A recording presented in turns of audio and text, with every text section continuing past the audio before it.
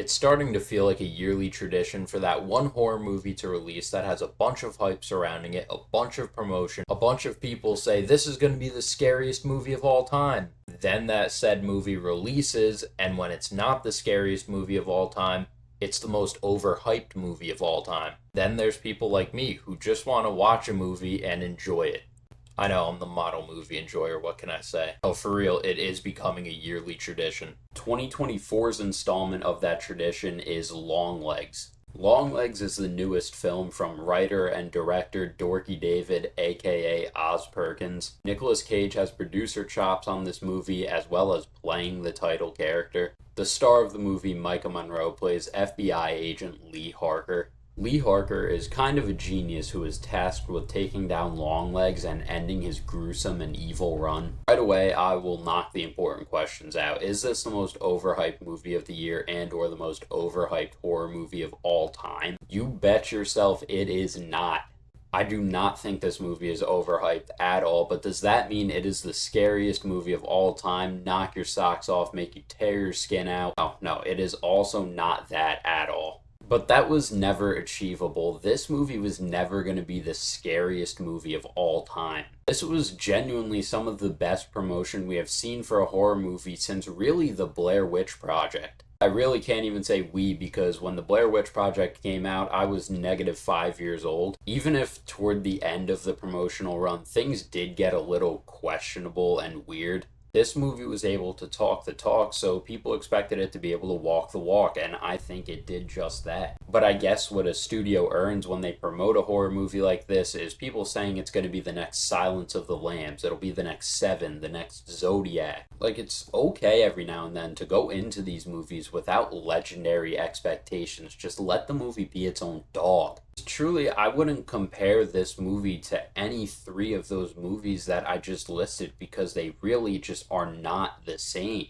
Did I like it more than those three? If I say what I think, I will be suspended for 6 months. Now that that's out of the way, what did I like about this movie? Just about everything. For starters, while I said it's not the scariest movie ever, it is still a terrifying movie. More than anything, this movie is super creepy and just flat out eerie. You feel that from the jump. The second the ball gets rolling to the second it crosses the finish line, you just feel that eeriness. You know something is not right throughout. Obviously, Nicolas Cage is phenomenal as Longlegs. In addition to being creepy in every single scene he is in, he's frankly, in a sick way, funny. But in a movie with great performances throughout, Micah Monroe steals this show. From the very start, when we see Micah Monroe as Agent Lee Harker, this awkward and just flat out terrified FBI agent. As the movie picks up, she just becomes even more terrified, and you grow to understand that there will be no sunshine and rainbows in the future of this movie. Now it's no secret that if you throw Micah Monroe up on the screen in a horror movie where she is fighting for her life and running from some evil maniac or evil spirit, she will be fantastic. I think this one is the best case of that. I think it's the best of her horror performances by maybe a landslide.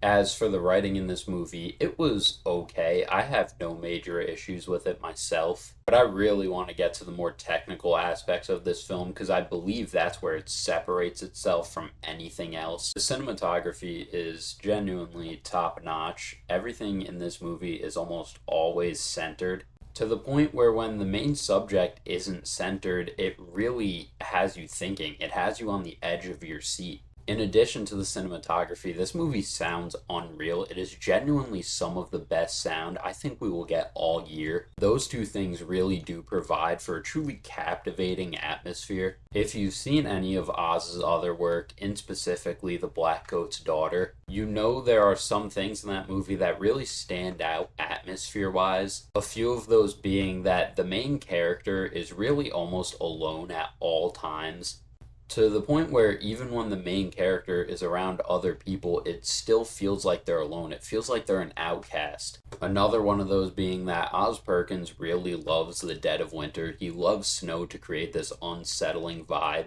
Finally, the idea of a black, satanic, shadowed figure following around our main character. There aren't many jump scares in this movie. I thought there was one that was super effective and May I add on, that was in large part due to the amazing sound and visual that it gave. I really keep playing around with the idea of a 4 star, 4.5 star, 5 star rating. Any one of those three, I just think a second watch is essential for me.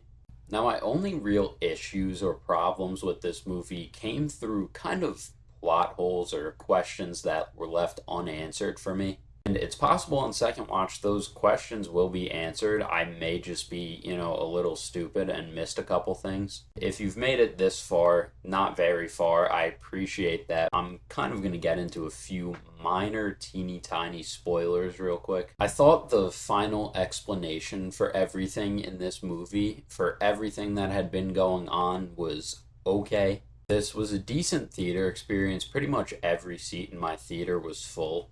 And by the reactions, I'm kind of willing to bet that almost everybody else in the theater thought the final explanation was kind of just okay. Nothing special about it. I will note, though, my favorite part of the theater experience was seeing the Anora trailer. I'm so pumped for that movie. It's going to be fantastic. All in all, it's tough to say if this movie will go down in horror lore as one of the greatest to ever do it. After all, it just came out 48 hours ago. I still think I would say it might be my favorite horror movie of the decade so far, and if I'm feeling daring, I will say even the century. I'm personally a huge fan of those methodically pick you apart and creep you out psychological thrillers, so this thing was just right up my alley. And if you're with me, I can almost more than guarantee you will have a great time with this movie.